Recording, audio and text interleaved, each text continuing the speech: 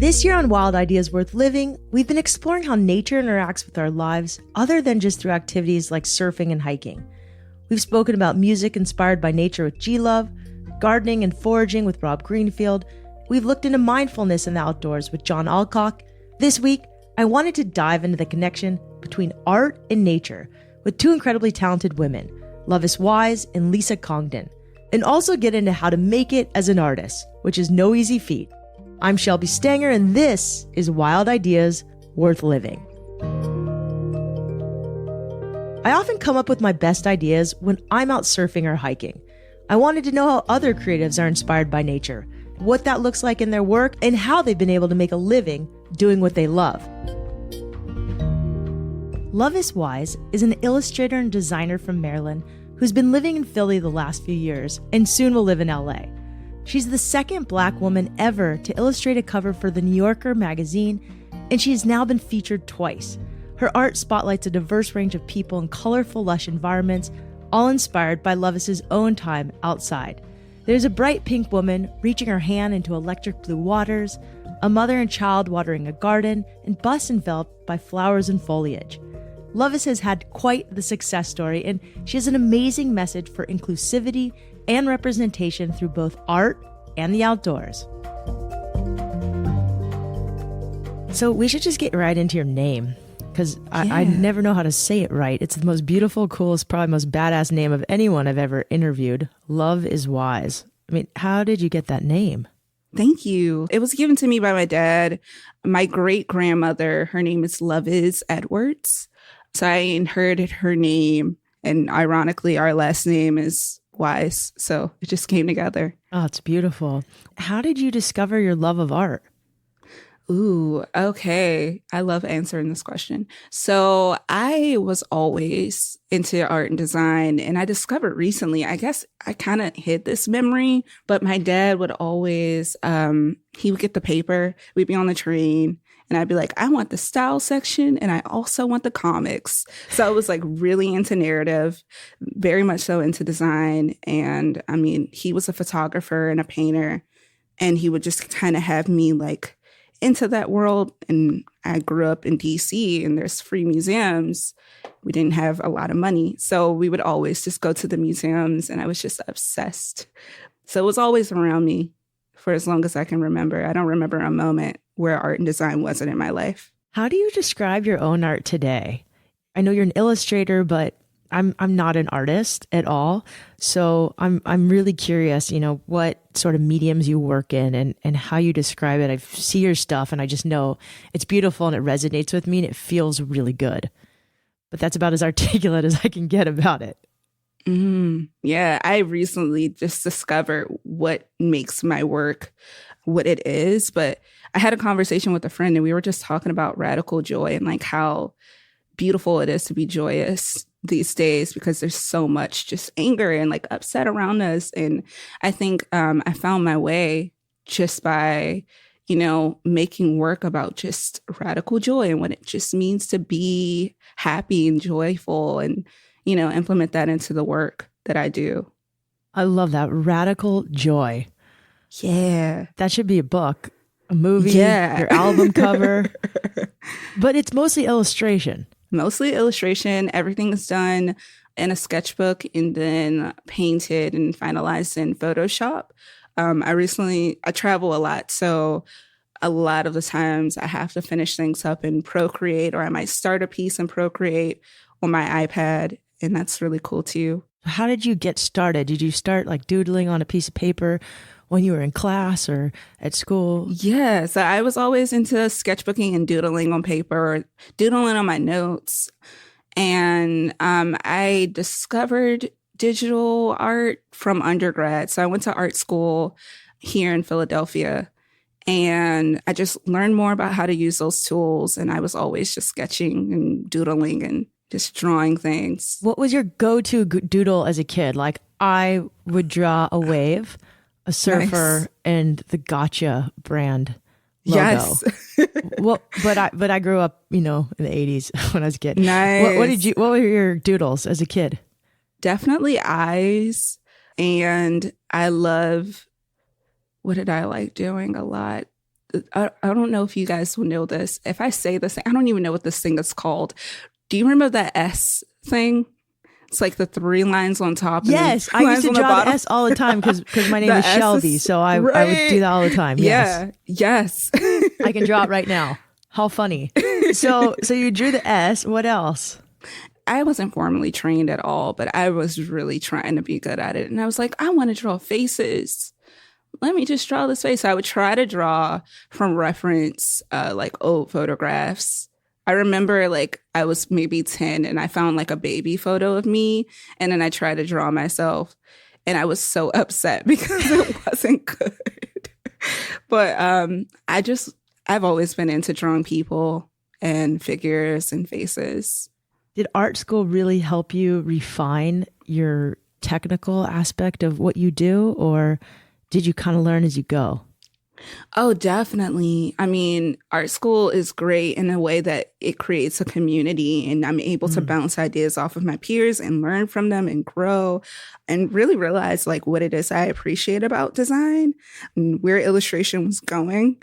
So seeing them play in a different way and come with different perspectives like my peers, I soon developed my own lane and started to realize what are the narratives that I wanted to cover, or what sort of imagery made me happy, or the things that I enjoyed drawing. You know, just hearing feedback and constantly being critiques really helped to groom me as an illustrator. What are those themes that really bring you radical joy that you love to draw and create? Ooh, representation. I love drawing people of color. I love drawing people that I grew up with, people that I know and love. I appreciate drawing and creating affirmations, dreams, plants, nature, because I grew up with these things in my life. So to bring that into the world, in my artistic world, and explore that in my voice really makes me happy. So let's dig into that nature. I mean, you grew up in kind of an urban environment, but you said you also grew up with nature. Yeah. So Maryland has a lot of it. Yeah, you're right. Maryland does have a lot of it. I remember we went hiking and Johnny was like, well, there's ticks. You got to wear all this bug spray. And I was like, what? Yeah. I had no idea that I was supposed to bring bug spray. Nature's such a theme of your work. So what role did that play in your life as a kid growing up? Ooh, a really big one, actually. I mean, I have so many memories of just going on hikes with my dad, or camping, or just being outside and like rolling around in the dirt and grass. And those things really brought me happiness. And I mean, I'm realizing I'm an earth sign. So a lot of these things really do connect. I love being grounded. I love being in nature, like putting my feet in soil to just connect back with the earth.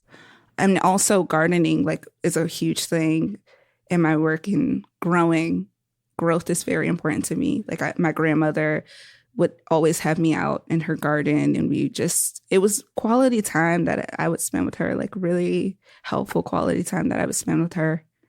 Yeah, I don't think there's a better time you could spend with your grandparents than helping them grow food that they're going to prepare to make a meal with you. Exactly.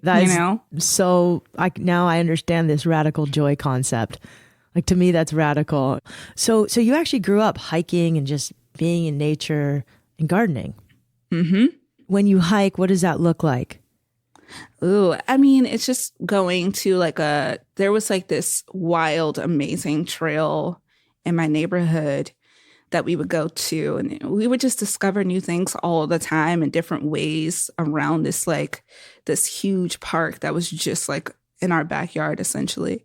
But it just looked like discovering new things and seeing where we could go and like how far along we can get. I think that you grew up kind of hiking the same way I did, hiking like right out our backyards and the trails, but there was no ever desire to do, for me, Everest or anything like that. Yeah, exactly. But it was just this beautiful like tree hikes. For me, I live in a more desert terrain, but I know those trails you're talking about in Maryland, and they're just so beautiful and so luscious. And now it completely makes sense when I look at your art. Yeah, and there were also like vines. We would just hang off of the vines and swing from them. It was crazy. That sounds so fun. Yeah, it was beautiful.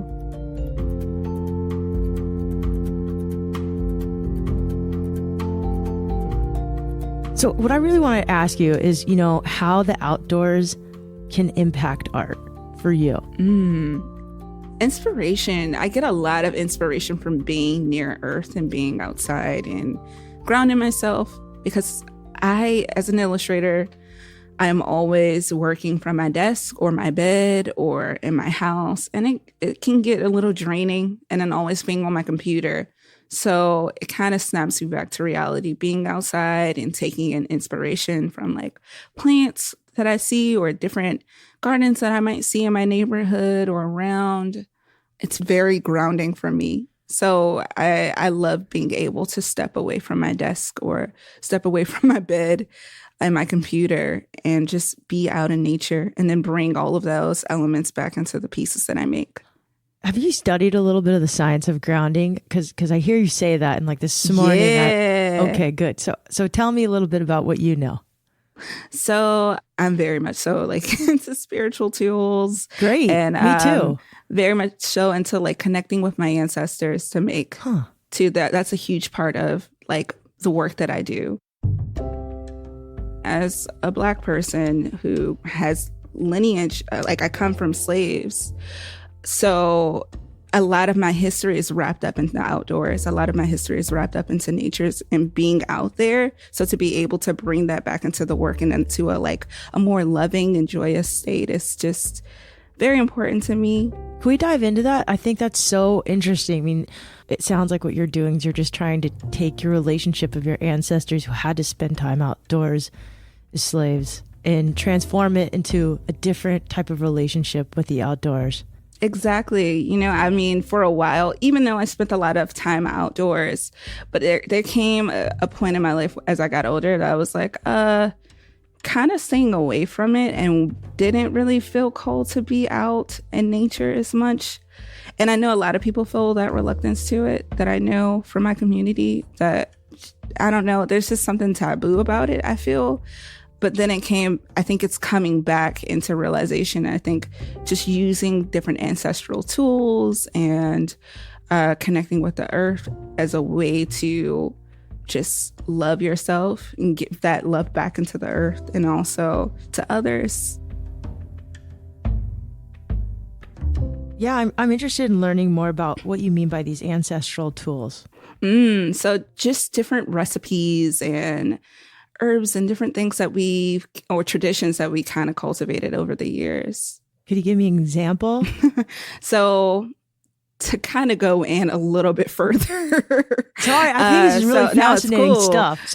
No, it's cool. So I've been like really into learning more about different spiritual tools like hoodoo, which is very prevalent in African American history as well, with just these are like different spiritual tools that our ancestors use to kind of heal themselves. And they use the earth, like they use different herbs, they use different natural resources to be able to heal themselves and take care of each other. You know, I read that one thing you want to do is more art with people who are from underrepresented communities, whether they're minorities or they have disabilities. And I think that's so interesting. Yeah, it's definitely something that I've been focusing more in my work. Representation is so important to me, and to be able to share stories from not even just from my own perspective, but from other perspectives is very important to me.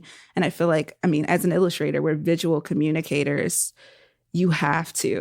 It's law. Like you need to be able to show different perspectives, share different stories. Art, like music, you know, sport too, is really a great unifier. If we can show people of all different races, sexes, abilities in art, I think then it just makes it so much more inclusive. Exactly. And it's such a beautiful medium to showcase people in. Yeah, exactly. What do you like about it? Like, why do you think that art works so well? I mean, when the first tool that you learn as a child and how to communicate is visually, I think.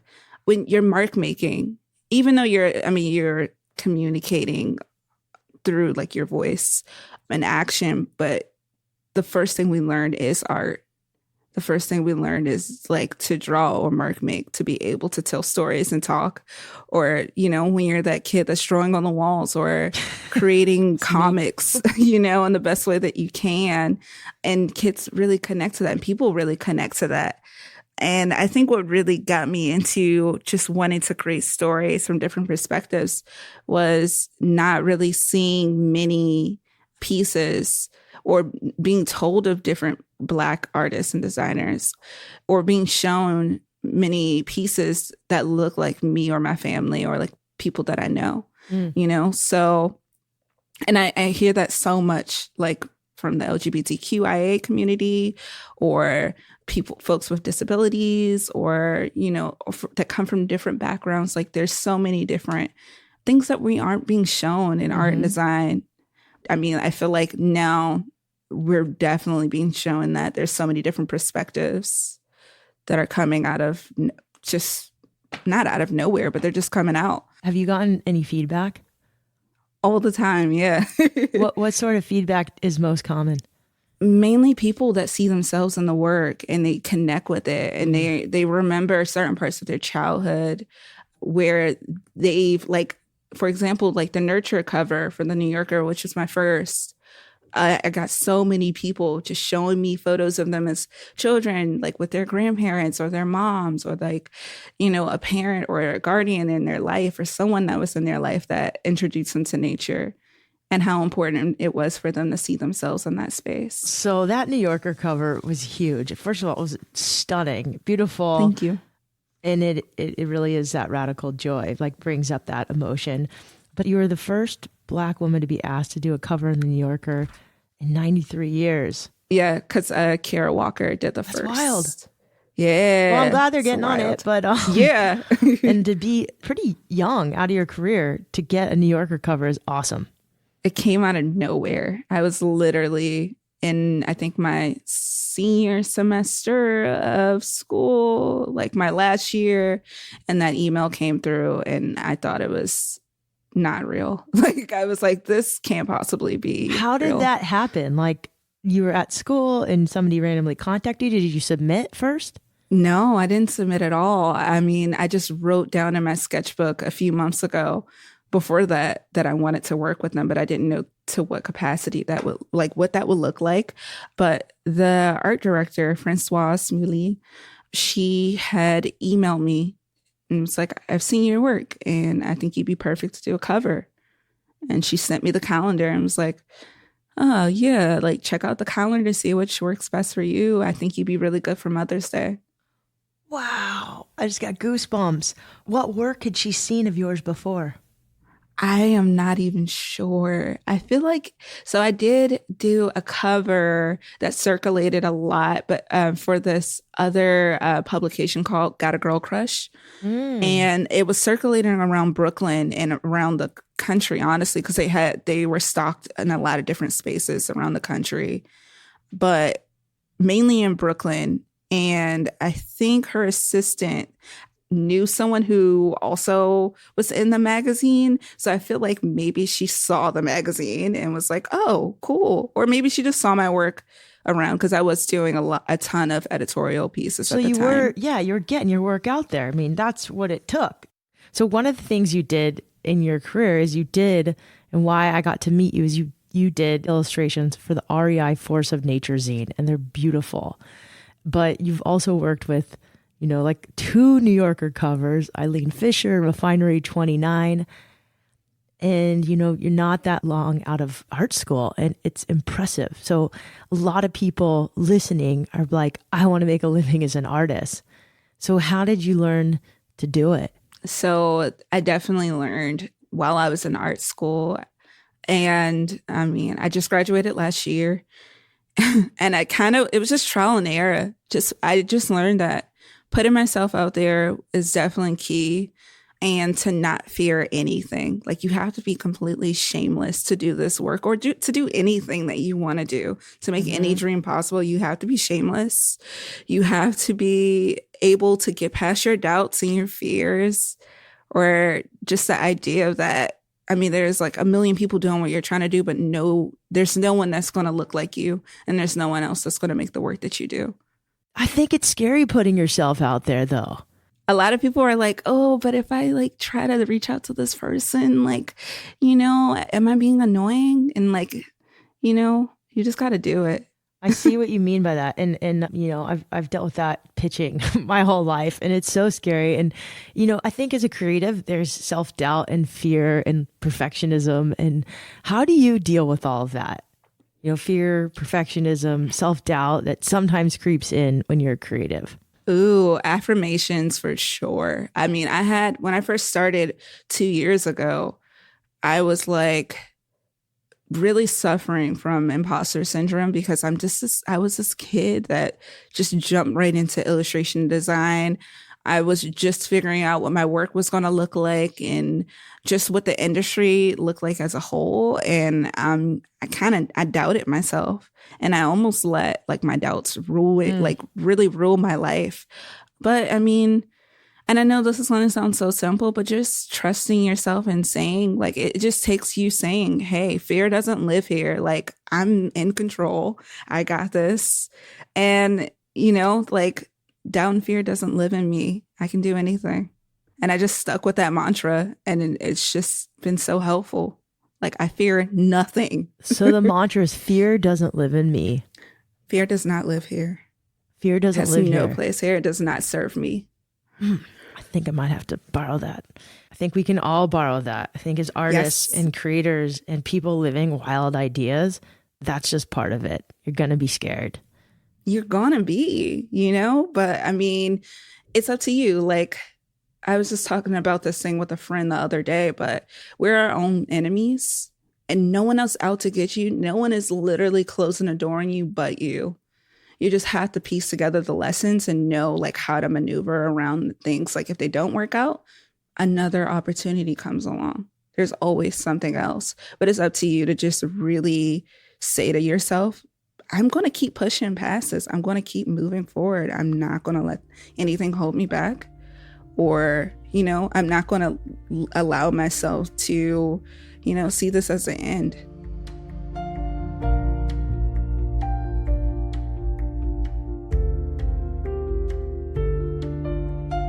If you could paint kind of anything right now, what would you paint? Like if you could just do a giant mural that was on an airplane that flew all over the world, like what is that image that you want people to see? Oh my God. Sorry to put you on the spot. No, that's great because we're on the same page. So I'm like, I definitely want to do something figure-based, something with community, but also, of course, lots of plants.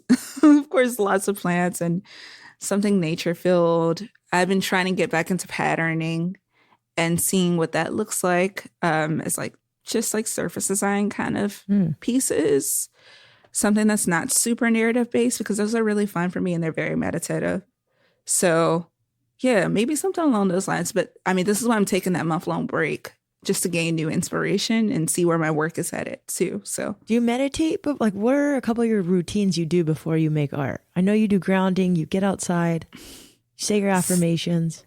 Yes. So I love washing my hair and showering because I feel like the water is bringing in information constantly. So whenever I'm stuck, I'll just be like, all right, let me just take a shower or wash my hair. And the information kind of just flows in. I'm like super hippie if you didn't know, but yeah. I really want to take you surfing. We need to do it. I really, really like that. So you shower. What else do you do? I'll step away from the environment that I'm in. So lately I've been going to this really cool park. Like I'll take a nice long walk with my dog and then we go to this park and we just sit outside and we chill in the grass. And that helps a lot with just coming up with ideas or, you know, kind of decompressing and getting away. Because this is tough work. You know, it's a lot like constantly making ideas. Yeah, creating out of nothing is really hard. I completely really is. understand. It's like I'm playing God all the time. How can people turn to art to be inspired to get outside? Especially people who maybe don't think of the outside as a place where they really want to go. Yeah, I mean, just by putting it into the work that I do, literally taking these worlds and creating these magical places that's like nature filled and putting different people in those spaces, like putting people of color in these beautiful, lush green spaces and having them connect with it basically shows like, hey, like you can exist here too. Loveis, I love talking to you. Any advice to people who want to make it as an artist? Claim it. Do it. Write down your intentions. Write down what it is that you want to do. And take yourself seriously about it. Just say what it is that you want and speak it as if it already happened, because it has. Yes, girl, you're speaking my language. I love this. I love that. Claim it. Claim your goals. Claim your space. Loveis' message of belonging and grounding yourself in nature, it's something that really hit me to the core. I love that she's creating beautiful art that represents all kinds of people. She's creating the world she wants to see. We'll be right back.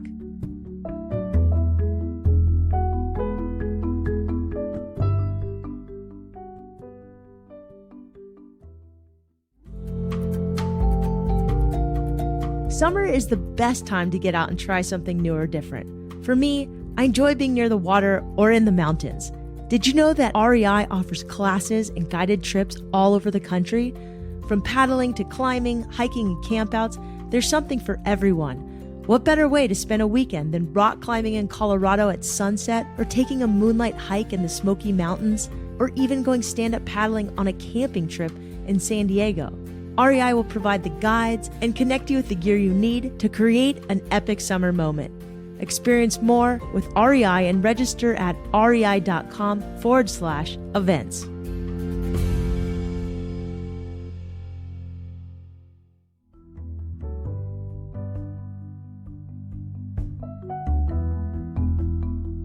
Lisa Congdon is a visual artist based in Portland, Oregon, who's known for her colorful paintings and hand lettering. She didn't start out as early in life as Loveis, though. In fact, she didn't start until after she took an art class in her 30s. She became addicted, and eventually, she made art her full-time career. Her work is full of bright patterns, plants, animals, and inspirational and often humorous, bold messages that really resonate with me. So you actually know Loveis Wise. Yes. It's kind of a fairly recent story. I want to say like around 2 years ago, I was following her on Instagram, and she was either still in school or she had just graduated, and she made a t-shirt with this print company in Philadelphia that she posted. And I was like, oh, this is such a cool t-shirt. So I ordered one, and then it came and I put it in the wash and the ink ran. And I was like emailing the print company, and they didn't email me back because I was like, I need a new shirt. So then I messaged her and I was like, by the way, huge fan of your work. I bought this t-shirt. And she apparently was like, oh my God, because she had followed me for years and read my business book. And like, she was like, let me take care of this for you. So she like emailed them. They got back to me. I got a new t-shirt. And then our friendship started basically. And I've sort of been watching her career grow over the last couple of years. And it's pretty astonishing. I talk a lot, as somebody who's, been a working artist for a long time, that there's often this perception that people experience overnight success. And I'm not saying that's necessarily what happened to Loveis, but she's about as close as you can get. So we've just sort of forged a friendship. She came to Portland for a conference where she was speaking. I introduced her at the conference. We hung out. She was back here again. Recently, I was in Philly, so I got to hang out with her. So we've actually have an in real life friendship, which is really awesome. So what's so interesting about you, Loveis is young and she's 25 and just crushing it. But you said you got into art in your 30s. I did. So I was working in education, and at the time I was working at an education nonprofit. So I was sort of in this world where I was working for things that I believed in, but I was in the sort of soul-sucking grind of getting up and going to an office every day and working for 8 hours and coming home. And I was finding it really depressing. And so athletics has always been, and the outdoors has always been a big part of my life. And so that was already sort of part of my way of dealing with office life. But I also started taking art classes, and I started like kind of diving into creativity as another antidote to how I was feeling. What did that look like? So when you just started, you took an art class. Like what kind of art class? What stuff did you start drawing, painting, sculpting? So I've always sort of been a creative person. I come from a family of creative people, and I never imagined that could be someone's career. It was just, part of like my DNA in a way. So I had made stuff and like been creative and always been in relationships with artists, but I never considered myself artistic, oddly. But in about 2001 or two, my brother, who's 2 years older than I am, he was actually in school at the time to get his landscape design degree at UC Berkeley. And he needed to take an elective. And he was like, hey, I found this painting class, and it's at the San Francisco campus on Friday nights. Do you want to take it with me? So I said, sure. And I had just gone through a breakup with somebody I had been with for, almost 10 years. And I was sort of like struggling a little bit. And I thought, you know what, taking a painting class with my brother could be a really fun way to like kill a Friday night. And so we ended up taking this class together. And we mostly sat in the back of the class and like goofed off. And it was really fun to hang out with my brother. But, the sort of long shot thing that happened was that my brother, we got through the class, my brother never picked up a paintbrush again. But like, I was like, whoa, I don't want to stop doing this. So I ended up signing up for another painting class with the same teacher in his private studio in San Francisco. And I started taking painting classes, and then I took a live drawing class at the LGBTQ Center in San Francisco. And then I set up a little studio at my kitchen table. And again, this is before Facebook or Instagram or social media. And so I was just making stuff in the privacy of my own apartment. There was no audience for it. There was no, likes or comments. This was just my own sort of personal journey. And I would make things for people and give them away. And then in around 2004, I decided to start a blog. And that was like right at the beginning of the like DIY movement. And I joined Flickr and started a blog, and I started just sort of increasingly sharing what I was making with a very, very, very small audience. But I got kind of intrigued by this idea of making work and putting it out into the world. Again, totally not at all thinking about, oh, can I make a living at this? That never even occurred to me. And then, within a couple of years, around 2006, I got invited to have my first show in Seattle at a little shop. And I was like, okay, it's official. I guess I'm an artist now. Even though that sort of made me cringe because I didn't feel like I deserved it as a, sort of self-taught person. But I was starting to build a body of work that people wanted to buy. It was super cheap. And then the next year I opened an Etsy shop. And, then I thought, well, you know what? Maybe I could actually find other income streams through my art. And eventually maybe I could even leave my job. And I started having shows, and then like one thing after another started to happen. In around 2008, I hit my first tipping point. It wasn't the tipping point that made it possible to do it full time, but it was the tipping point that made me realize like, oh, if I put enough effort into this and I like dive into this adventure, I think I could make something happen. What was that tipping point?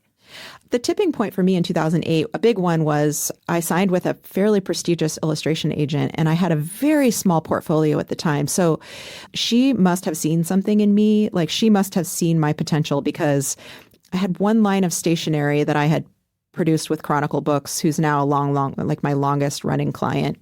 I did this one really small product with them, and I had maybe done some illustrations for another small client. And this agent just swooped me under her wing.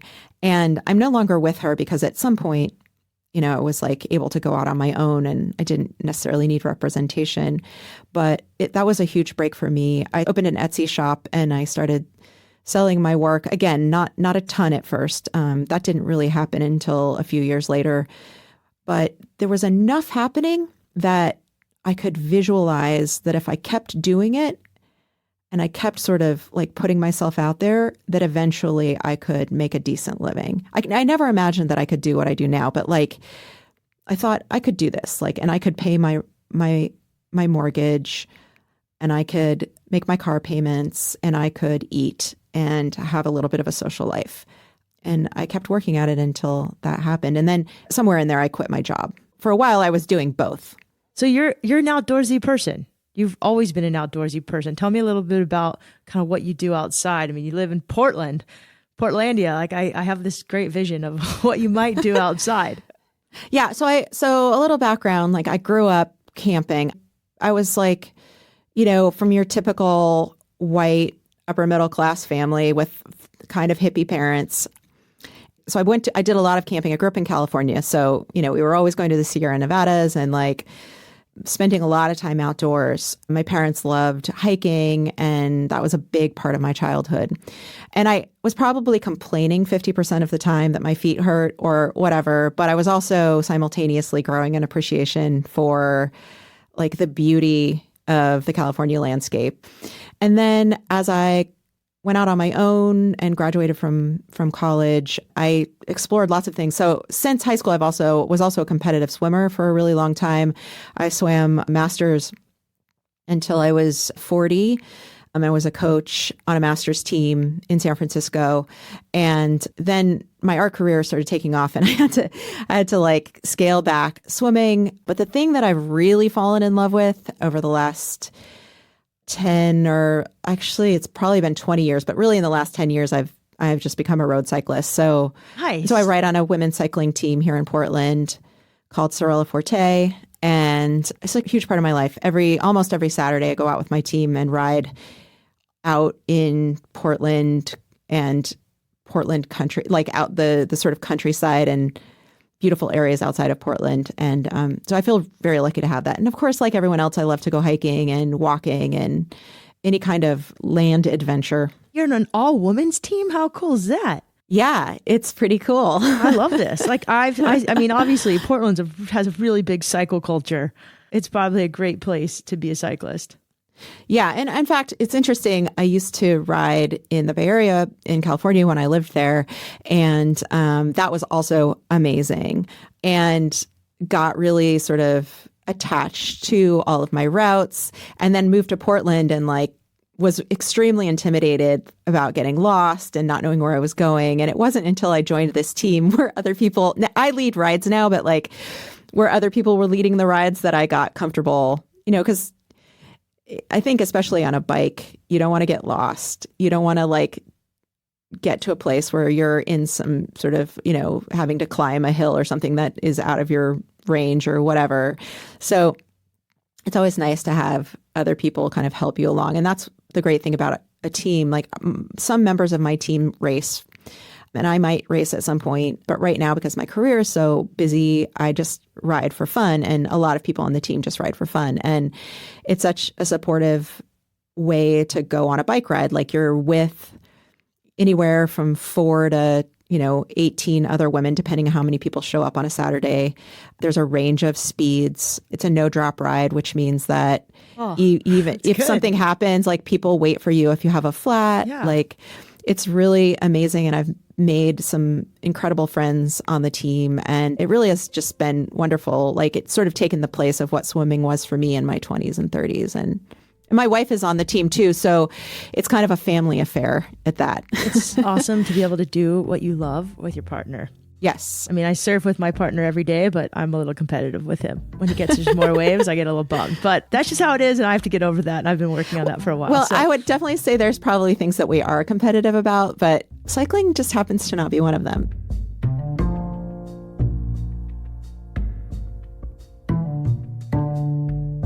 So I love your art. It's bold, it's bright, it's just audacious. You talk about like, conquering your fear and doing things anyway or going all in. Like there's this painting you have of a girl leaping into a pool, and it's like, go all in. And you have one about laundry. Laundry is my superpower, and it says something else.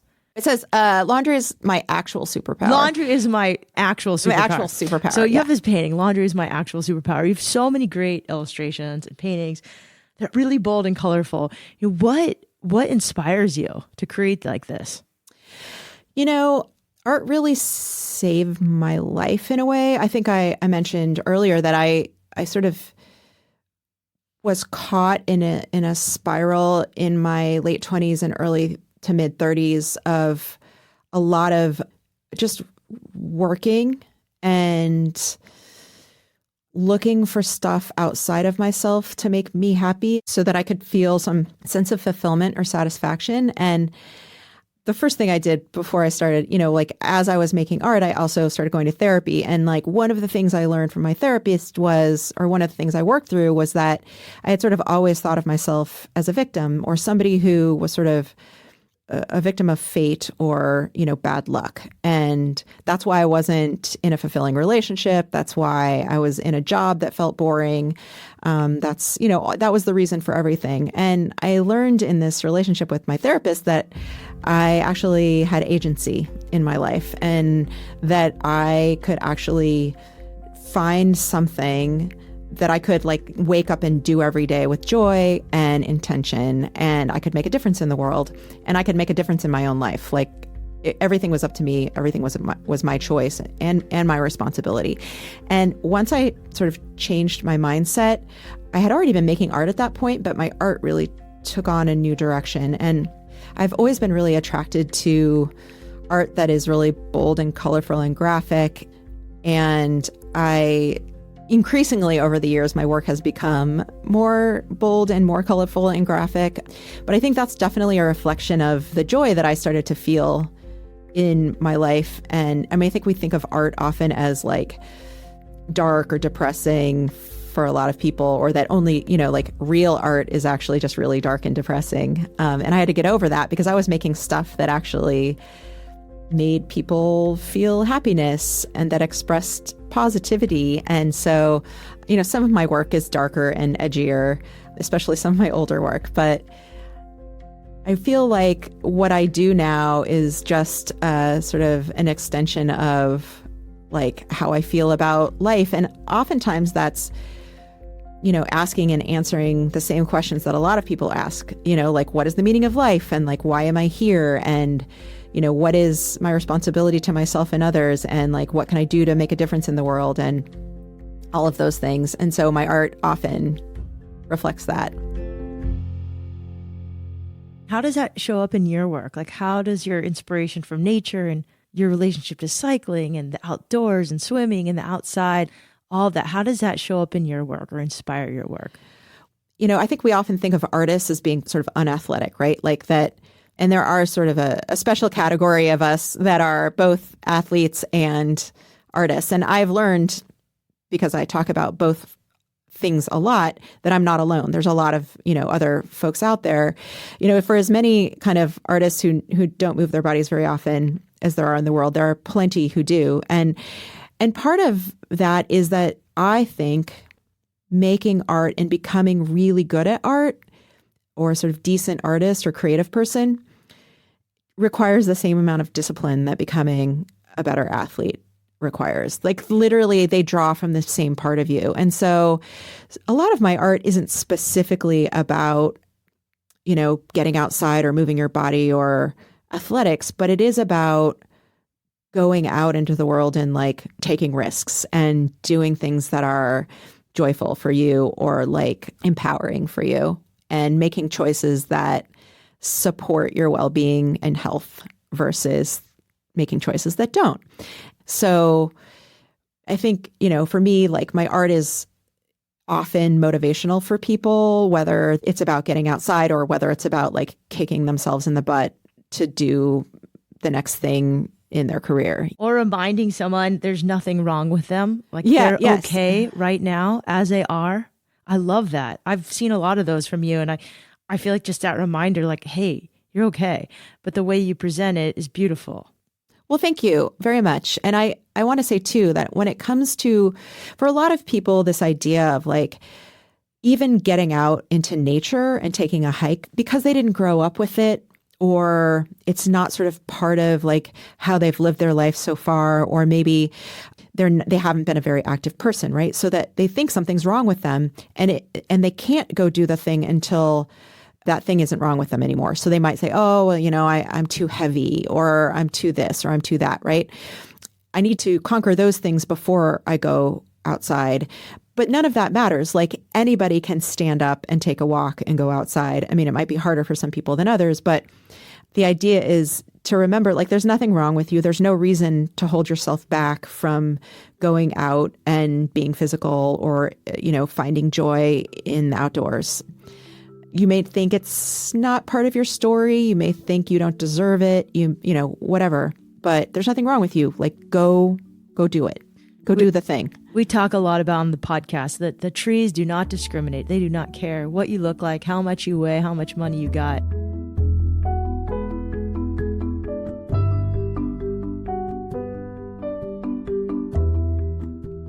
So how can art be inspiration to get people outside? If you were to walk into an REI or a Patagonia store or a North Face, I bet like 80% of what you're going to be drawn to are like the t-shirts and products that have amazing graphic art on them. And so much of that is on purpose. Like, I think people who understand, or companies that understand the importance of getting outside, also understand that people are inspired by visual imagery. And I think that's why more and more we're seeing a lot of big outdoor companies and athletic companies, even companies like Adidas and Nike, adopt these sort of, visual identities. Because if you think about like, even just like the Nike campaign, which was really the first big one around like, just do it, right? And so much of that it wasn't necessarily at the time visual, like art in the way like I draw or illustration, but it was sort of capturing a moment on film or in a photograph that would inspire someone to go try something. And I think we all, like, I wouldn't say everyone, but, there's a certain percentage of the population who knows what it feels like to do something challenging outdoors, whether it's an athletic activity or just hiking or pushing yourself past what you thought you were capable of. And even in the moment while you're like cursing, and, like half the time on my bike rides on Saturdays, I'm literally like, why am I doing this? This is horrible. And then I'm done. And guess what? I mean, you've been there. It's like, it's the most amazing feeling ever because you did it. Totally. And that's what we're all trying to capture.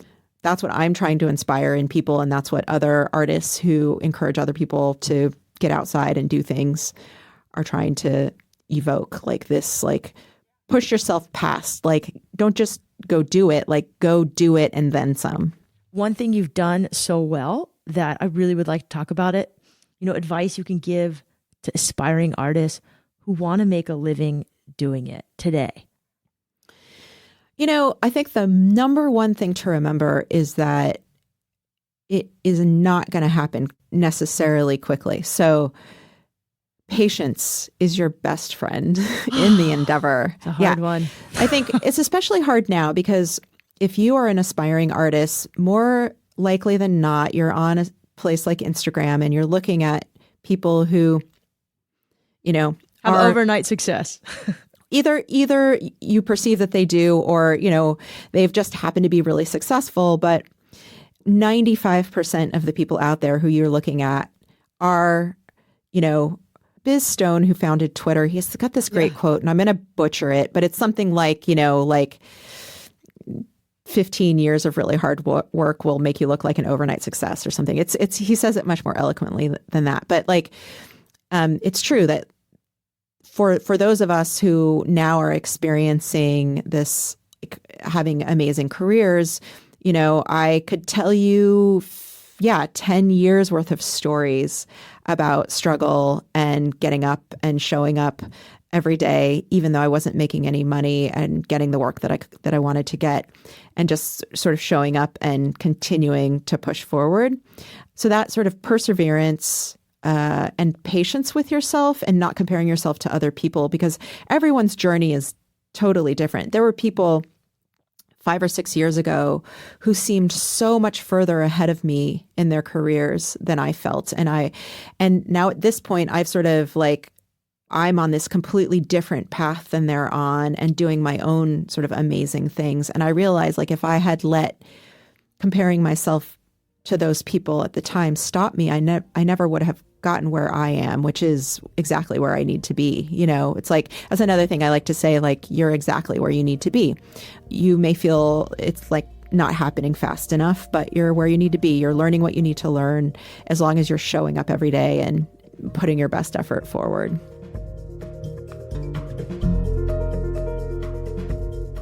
Pursuing creative endeavors can be frustrating, but also exhilarating, peaceful, and fulfilling. It's in the outdoors where I believe some of the best ideas for these creative endeavors generate. So next time you're outside, listen to the rustle of the leaves, the sound of the waves hitting the shore, or take a closer look at the brightly colored wildflowers. Just take in all the amazing sights and sounds all around. It's such a wild, wild world. I loved listening to these two women talk about the success they've found in pursuing their passions and sharing their heart and soul through art with all of us.